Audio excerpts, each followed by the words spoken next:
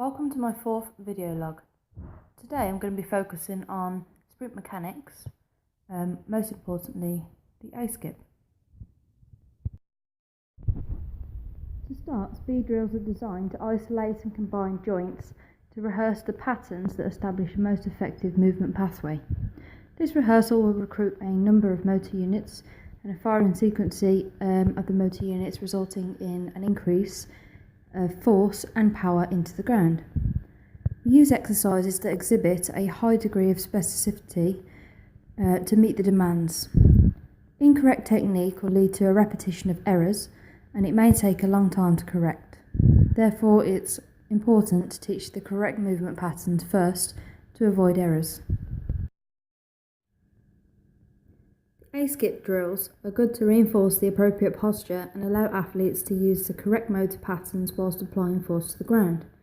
This is a more advanced motor skill than the A-march and requires a greater degree of motor control to perform correctly. The speed across the ground is slightly faster when skipping. The ability to coordinate the cadence will improve with practice, which is why it is important to deliberately progress the speed of the drill to ensure the athlete follows a straight line without significant deviation of the limbs or trunk into the sagittal plane. When performing the A-skip, the athlete will travel forward with a slight forward lean and then drive the knee and the opposite arm in front of the body. The athlete will then continue to alternate the knee and arm drives with mini hops as they head down the track. The athlete should land with mid-foot contact close to the centre of mass to pull back and apply more force into the ground to allow further displacement. If the foot lands away from the centre of mass, the backside mechanics will have to work harder to maintain position and forces will not be used effectively.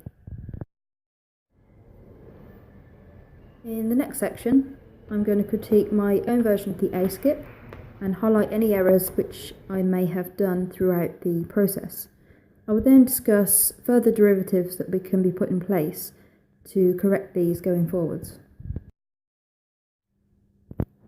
The vertical line shows the force being applied into the floor.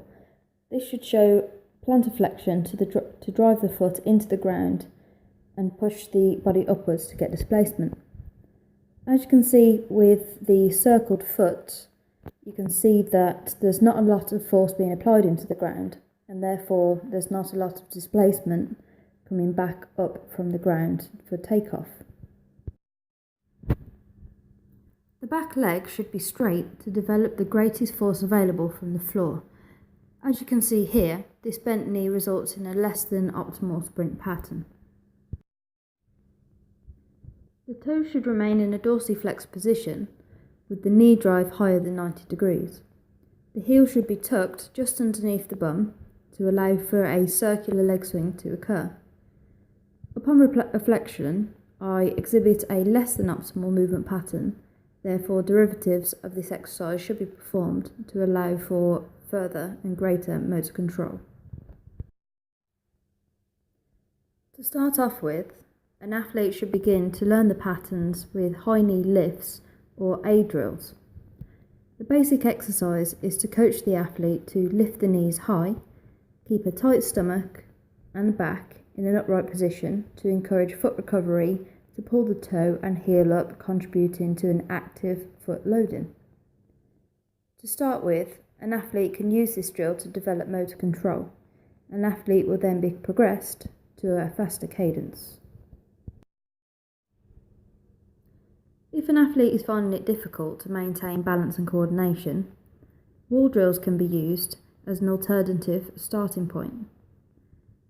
This drill is good for teaching the appropriate posture, and the athlete can learn what it feels like to drive their knees up with force and extend through the hip. Where mobility and rhythm is an issue, the speed of the drill can be decreased and the use of small hurdles can be added.